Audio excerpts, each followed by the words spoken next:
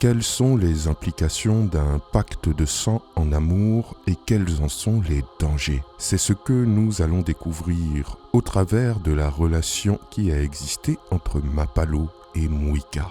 Comment est-il possible de mettre fin à une relation fondée sur un pacte de sang amoureux? C'est l'histoire d'amour tragique de Mapalo Masiku et Kaluwayo Muika.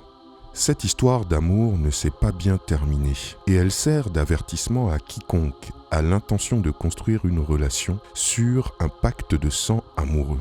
On disait que Mapalo et Muika étaient amants et Mapalo était étudiante au collège de Chitambo dans la province de Copperbelt en Zambie. Muika aurait également fréquenté la même école mais faisait son service en même temps lorsque Mapalo entrait dans sa 2e année. Maintenant, on ne sait pas vraiment où ils se sont rencontrés ni comment ils se sont connus, mais beaucoup de leurs photos ensemble se trouvaient être accompagnées du décor de l'école, et on pensait que les deux auraient pu s'y rencontrer.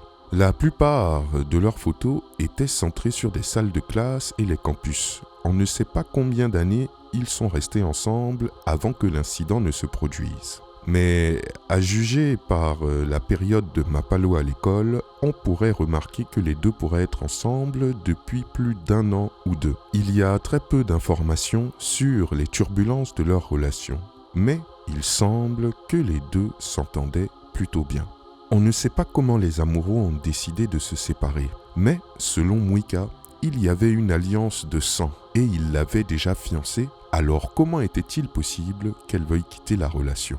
Le 13 décembre 2020, il a été dit que les deux avaient décidé de se rencontrer, où Mapalo a émis l'hypothèse de mettre fin officiellement aux choses avec Muika.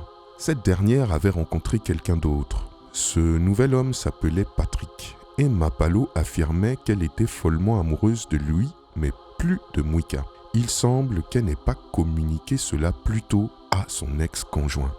Les deux amoureux se sont donné rendez-vous pour se voir une dernière fois. Mais dans le processus de ce dernier rendez-vous, les deux amants scellés par le pacte de sang se sont laissés aller une fois de plus à des plaisirs charnels. Après avoir fini leur rapport sexuel, ils ont de nouveau eu un problème car selon Muika, l'amour qu'il avait pour elle n'a fait que grandir après leur dernier rapport sexuel. Des sources affirment que Muika aurait accepté le fait que Mapalo ne veut plus être dans la relation, mais a changé d'avis après leur dernière relation sexuelle.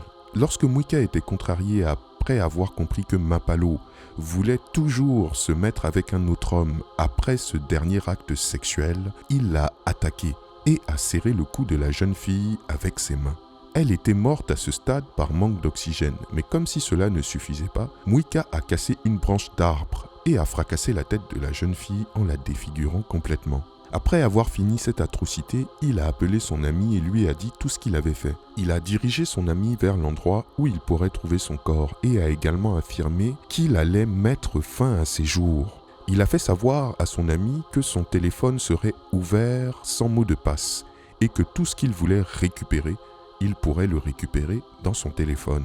Le corps de Mapalo a été retrouvé dans la brousse. À quelques heures d'intervalle, Muika a aussi été retrouvé à quelques mètres de l'école où il s'était suicidé en se pendant. C'est une fin très tragique pour une belle histoire d'amour, mais les gens ont continué leurs spéculations. Certains prétendant même que c'était l'esprit de l'alliance qui les liait qui les a menés à la mort. J'aimerais avoir votre avis sur cette histoire de pacte de sang en amour. Dites-moi ce que vous en pensez dans les commentaires et je vous dis à très bientôt pour une nouvelle vidéo. C'était Takashi J.